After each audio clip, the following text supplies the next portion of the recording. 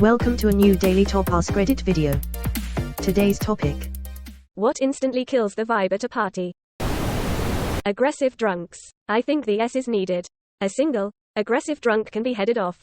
The party can pinball them around the place and make them feel special. And if not, push them into a ditch. Multiple aggressive drunks? GTFO. Now, you underestimate the power of an aggressive drunk with a sprinkle of insanity. Went to a small cozy wedding party and one of the guests, sister of the groom, brought her boyfriend of 5 months. Funny guy, easy to talk to, all cool until suddenly shit hit the fan entirely. The guy became incoherent, threatened to rape the married couple's toddler if they don't stop pissing him off. Then got told off as everyone was rightfully pissed. Ran out of the garden hut away from the property. Threw himself to the floor and started simulating some kind of seizure, all while his girlfriend suffered a major panic attack through all of it out of guilt and shame. Party ended with an ambulance and a police car. Someone putting the big light on. Got to turn the lights down and keep things sexy. And then when the host wants to go to bed, they just snap on the lights. Kill the music and watch everyone scatter like cockroaches. That's what I would do if I want to go to bed but the party was still going. I'm not about to have a bunch of people in my house partying when I'm knocked out. The crying girl that needs everyone to console her.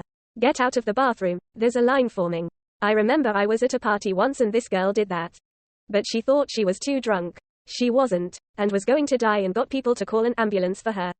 We sat at a table drinking beers and rolling joints. Canada. And these paramedics and cops showed up and it was basically just an eye-roll fest for everyone involved. Haha, there was a girl in my town known to some as 911 Nikki, for a similar reason. There is always that one girl crying and no one knows why. Because she won't tell anyone so more people will stroke her hair and keep asking.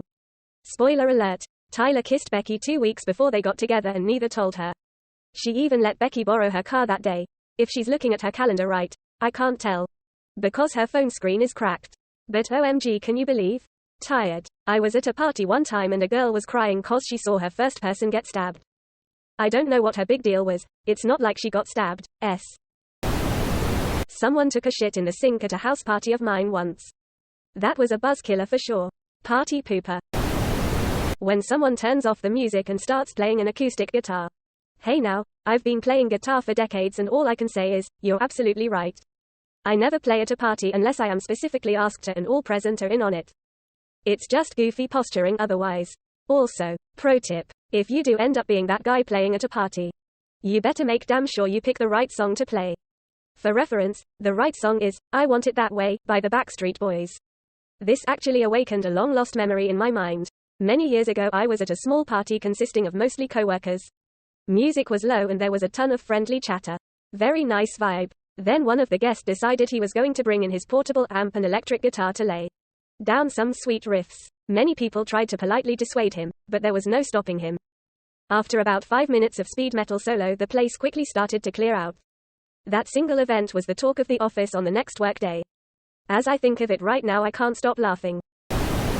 When someone gets too drunk and starts arguing. When I was 17, I passed out for 4 hours, then woke up and started arguing that natural evolution no longer applies to humans because we keep solving problems that would have led to people dying before passing on their genes. Thus, only selective evolution still applied. I regret that night immensely.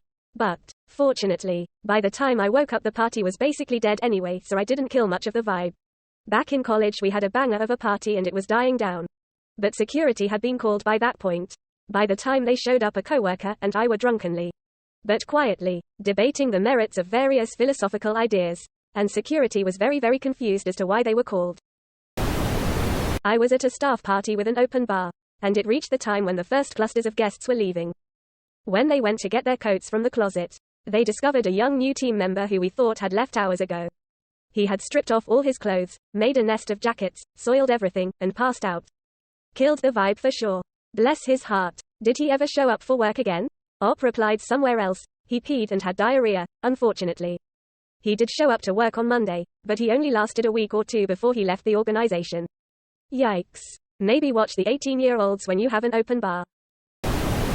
An overdose. I witnessed this. Host and 2 friends went to a room to do a little booger sugar. But it must have been laced with fentanyl or something.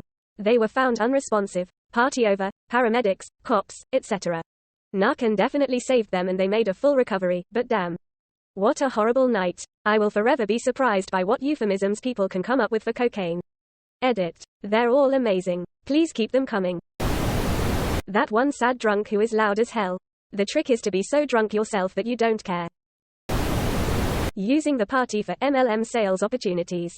I was invited to a dinner party and only found out when I got there that it was a pitch for Amway. When I arrived, I was told there would be a short presentation prior to dinner. I said, no, thank you, and left. Moved back to my small town. First person to contact me outside of the small friend group that knew was trying to get me to come by for an Amway meeting. Thanks for making my homecoming suck. Leslie, you're a horrible cheerleader. That's the worst. They swoop in and act like they're genuinely happy to see you, then hit you with the sales pitch.